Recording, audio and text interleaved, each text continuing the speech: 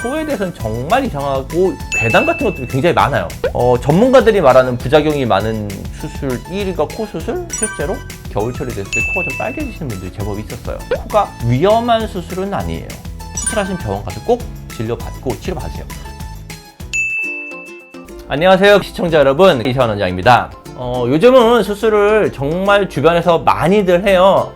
환자분들이 오셨었을 때 눈 수술은 별로 고민을 안 해요. 왜냐면 주변에서 한 분들도 많고, 또 눈은 절개를 안 하는 매몰이나 자연차법이 있기 때문에 눈에 대해서는 사실 좀 부담이 덜하고 부작용이라고 해봐야 그냥 풀리는 정도나 약간 비대칭 정도만 생각을 하는데, 코는 굉장히 신중하세요.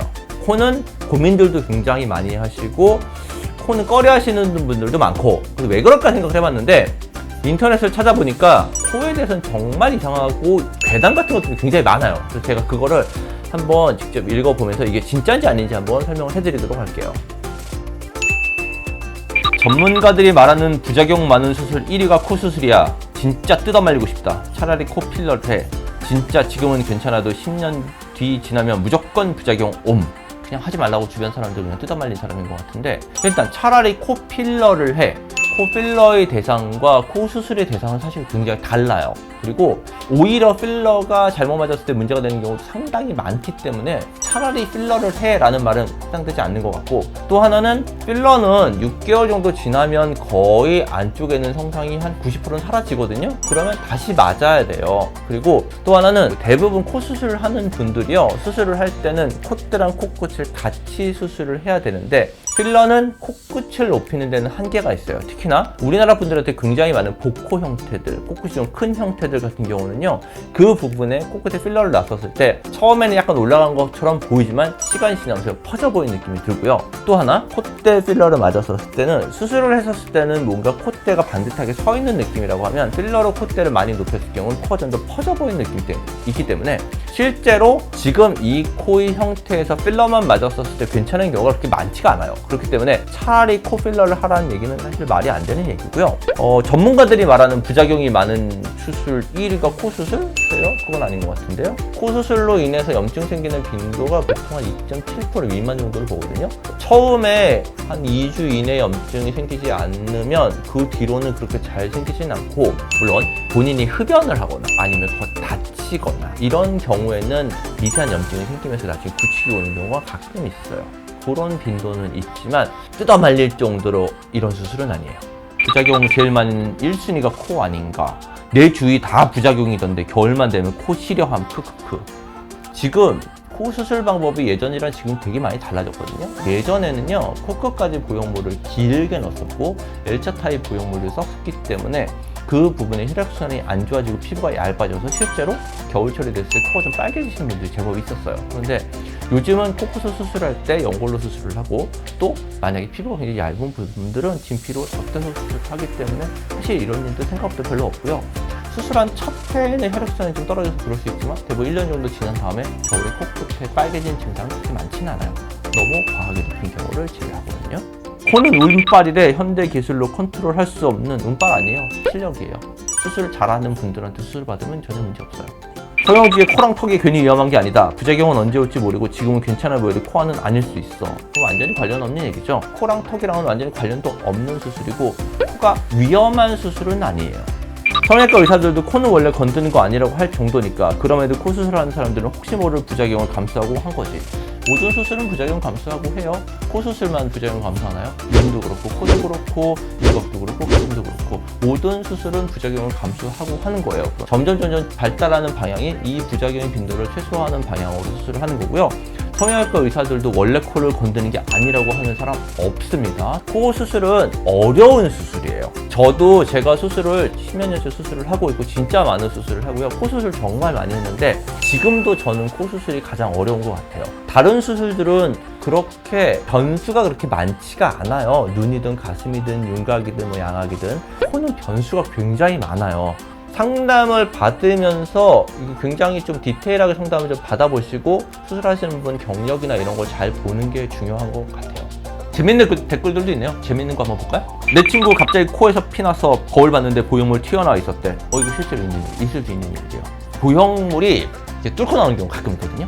근데 뚫고 나오는 경우가 코 끝에서 뚫고 나오는 경우도 있고 코 안쪽에서 뚫고 나오는 경우도 있는데 이게 그냥 뚫고 나오는 게 아니라 전조 증상이 있어요. 코 수술하신 분들은 이건 좀 잘 들으시는 게 좋은데 코 수술 받았던 분들이 갑자기 코 끝에 뾰루지, 여드름이나 피부 트러블 같은 거 생겨서 이게 반복적으로 생겼다 가라앉았다 생겼다 가라앉았다 하시는 분들은 염증을 의심을 해봐야 돼요. 아니면 코 안쪽 있는 데서 약간 부풀어 올랐다 가라앉았다 여드름 생긴 것처럼 이거 반복하시는 분들은요 이거 염증 생겨 있는 경우 많아요. 그렇게 생각하시면 돼요. 우리 여드름 생겼다가 여드름 처음에 약간 빨개졌다가 더 빨개지고 그랬다가 끝에 노란 거 생겼다가 터지죠. 터지면 안쪽에서 진물 나오는 거 똑같이 코 끝에서 만약 여드름이 터지면 그 안쪽에서 보형물이 나와요. 피부가 얇아지는 거거든요. 실제로 코 끝에서 나오는 분들도 있고 코 안쪽에서 나오는 분들도 있어요. 이게 그냥 갑자기 코에서 피 나는 게 아니라 코딱지가 생기거나 아니면 코에 피가 피딱지처럼 해서 계속 조금씩 묻어 나오거나 아니면 코에서 여드름처럼 뭔가 나와서 진물이 나오거나 이런 며칠 동안 이렇게 있어요. 그러다가 갑자기 보형물이 안쪽으로 나오는 거죠. 하얀색. 라섹도 똑같음. 의사 잘 만나고 관리만 잘하면 돼. 이건 모든 것 같아 그렇지 않나? 어떤 수술이든지 의사 잘 만나서 관리 잘하면 문제가 생길 수가 있나요? 나 아까 의사신데 쌍수는 반대 안 하셨거든? 근데 코는 절대 건드리지 말라고 하시고 같은 의사라고 하더라도요 본인 분야가 아닌 분야는 잘 몰라요. 저도 다른 과 진료를 볼 때는요 제가 의사라는 건 얘기를 하지만 그냥 저는 완벽하게 의사가 아닌 일반인의 입장에서 그분들의 의견을 들어요. 다른 과에 대해서는 사실은 개념 정도만 알고 넘어가는 경우도 많기 때문에 자기 분야가 아닌 건 사실 잘 몰라요. 저 아버지가 의사라고 했었을 때 이분은 성형외과 의사가 아니실 거예요. 코 수술하면 언젠가는 꼭 염증이나 구축 같은 부작용이 생긴다는데 사실인가요? 보통 학회에서 얘기를 하는 건 한 3% 미만 정도 봐요. 실제로 환자분들을 보면 첫 번째는 코 안에 작은 상처가 자주 나시는 분들이 있어요. 코 자주 파거나 아니면 코 안에 건조해서 피딱지가 생기거나 그로 인해서 상처가 나서 이 경우가 굉장히 많고요. 코 안에서 진물 나거나 이런 증상을 느꼈다고 하시는 분들이 있어요. 아니면 코가 부었다 가라앉았다 이거 반복하시는 분들도 있고요. 이런 분들은 그런 증상이 있으면 그냥 계시지 마시고 수술하신 병원 가서 꼭 진료받고 치료받으세요. 초반에 치료 잘하면 구축이나 이런 거 안 생길 수 있거든요. 그런데 치료가 늦어지게 되면 항상 문제가 생겨요. 비절개 수술은 불 끄고 하는 거나 마찬가지라고 위험하다는데 사실인가요? 비절개로 하는 경우도 보형물만 넣는 경우도 그렇고요. 잘하시는 분들은 잘하세요. 그런데 아무래도 저는 굳이 비개방을 할 필요는 잘 못 느끼겠어요. 그냥 저는 웬만하면은 다 개방을 합니다. 안쪽에 구조 다 보고 하는 게 조금 더 안전한 것 같고 앞트임을 하는 사람은 눈이 더 몰려 보인다고 코 수술을 하지 말라는데 해도 될까요? 요거는 코 수술한다고 눈 사이 가까워지지 않아요. 당겨지는 경우 별로 없어요. 물론 한 정말 콧대에 있는데 이 부분이 한 6, 7mm 정도 올라가게 되면 약간 당겨지는 효과가 있는데요. 그렇지 않은 경우는 실제로 피부가 당겨지는 효과는 별로 없는데 원래 눈과 눈 사이가 원래 좀 가까웠던 분들이 있어요. 이 가까웠던 분들이 콧대가 없으면 상대적으로 좀 덜 가까워 보이거든요. 그런데 그 분들이 콧대가 생기면 더 가까워 보이는 시각적 효과가 나타나요. 입체적인 것 때문에. 그래서 실제 거리는 달라지지 않지만 콧대를 과도하게 높였을 때 약간 몰려 보일 수 있기 때문에 수술 전에 반드시 상담하시면서 얘기하시는 게 맞아요. 정말 많아요. 저도 뭐 인터넷 보면은 뭐 코 수술은 하면 안 된다더라, 뭐 의사들이 말리는 수술이 코 수술이다더라, 뭐 이런 굉장히 괴담도 많고 남자도 그렇고 여자도 그렇고요. 코가 굉장히 중요해요. 제가 지난번 영상 때도 얘기했지만 사람의 인상에 있을 때 코가 굉장히 중요한데 그래서 사람들이 제일 관심도 많은 수술이고 하고 싶은 수술인데 이런 괴담들 때문에 약간 망설여지는 게 있어요. 실제로 코 수술 아까 말씀드렸지만 어려운 수술이에요. 어려운 수술이기 때문에 코 수술 경험이 적은 분들한테 수술받으면 부작용이 생기거나 재수술하는 확률이 확실히 높은 수술이에요. 그래서 코 수술을 경험 많은 분들한테 가시는 게 맞고요. 오늘도 영상 시청해 주셔서 감사합니다. 다음에 또 뵙겠습니다.